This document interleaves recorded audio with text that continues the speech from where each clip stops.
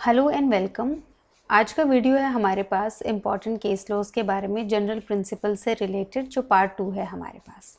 First case law है हमारे पास प्रेमलता नहाता वर्सेस चंडी प्रसाद शिकारिया, 2007 सुप्रीम कोर्ट का केस है। इसमें हेल्ड किया गया है कि जो कोड है वो कंसोलिडेट करता है और अमेंड करता है लॉज को जो रिलेट करते हैं प्रोसीजर से उन कोर्ट्स के जिनके पास जो है सिविल ज्यूरिसडिक्शन है।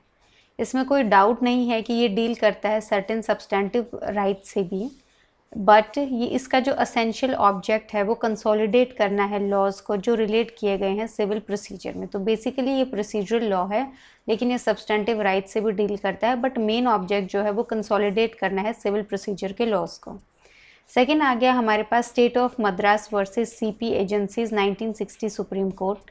इसमें हेल्ड किया गया है कि जो टर्म है कॉज ऑफ एक्शन वो कनोट करती है सारी कैटेगरीज उन फैक्ट्स की जो नेसेसरी हैं प्लेंटिफ के लिए प्रूव करने के लिए in order to entitle him to a decree in the suit. तो जो सारे फैक्ट्स प्लेंटिफ को प्रूव करने ज़रूरी हैं अपने फेवर में डिक्री जो है लेने के लिए, उनको जो है हम कॉज ऑफ एक्शन जो है वो टर्म जो है उसको कंक्लूड करती है। थर्ड आ गया इसमें हमारे पास state of UP versus CB Mishra 1980 supreme court. इसमें हेल्ड किया गया है जो वर्ड कोड है वो इंक्लूड करता है not only sections but rules भी जो फर्स्ट शेड्यूल में गिवन हैं, और जो रूल्स बनाए गए हैं हाई कोर्ट के द्वारा जो अमेंड करते हैं उन रूल्स को जो फर्स्ट शेड्यूल में गिवन है। तो जो कोड है हमारे पास वो सेक्शंस को जो रूल्स हैं फर्स्ट शेड्यूल में या फिर जो हाई कोर्ट के रूल्स हैं जो अमेंड करता है उन रूल्स को जो फर्स्ट शेड्यूल में दिए गए हैं, इन सबको जो है वो इंक्लूड करता है। फोर्थ आ गया इसमें हमारे पास South East Asia shipping corporation limited versus Nav Bharat enterprises private limited 1996 supreme court.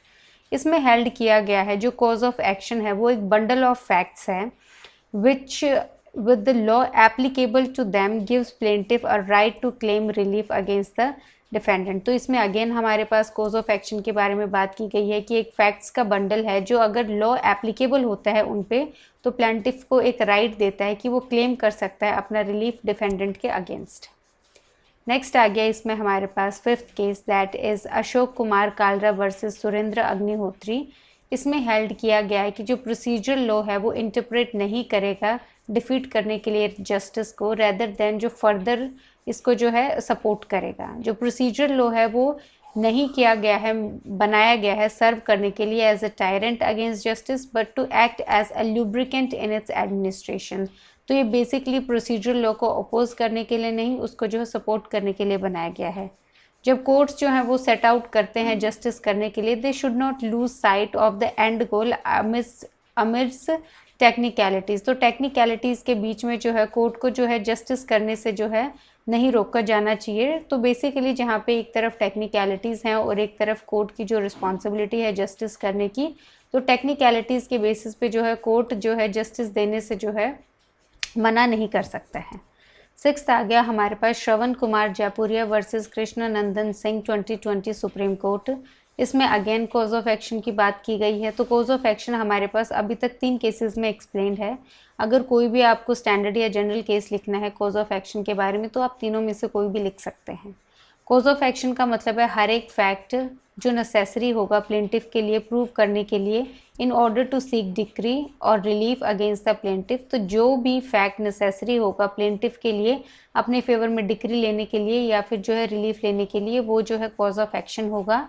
Further इसमें बताया गया है कि कॉज ऑफ एक्शन रिक्वायर करता है इन्फ्रिंजमेंट ऑफ राइट या ब्रीच जो है ऑब्लिगेशन का, और कंप्राइज करता है सारे के सारे मटेरियल फैक्ट्स को जिसपे जो राइट है और जो क्लेम है वो फाउंड किया गया है। तो बेसिकली इसमें हमें यही बताया गया है कि जो कॉज ऑफ एक्शन है कोई भी ब्रीच है, इन्फ्रिंजमेंट है या कंप्राइज करता है, मतलब सारे के सारे मटेरियल फैक्ट्स इंक्लूड करता है जिसपे जो राइट है वो क्लेम किया गया है।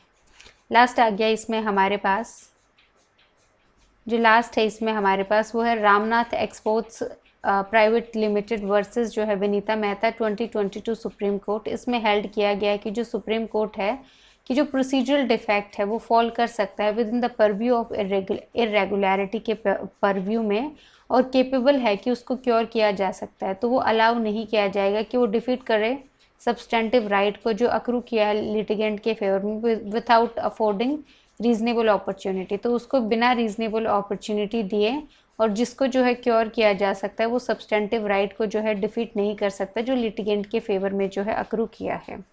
तो ये पार्ट 2 है हमारे पास जो केस लॉज जनरल प्रिंसिपल्स पे बेस्ड हैं। आप इनमें से बेसिकली जैसे कॉज ऑफ एक्शन पे 3 केसेस हैं तो कोई एक केस याद कर सकते हैं, बाकी जो है एडिशनल केसेस हैं। अगर कोई भी केस आपको सीपीसी में नहीं आता है तो इनमें से कोई एक उठा के जो है आप लिख सकते हैं। So thank you.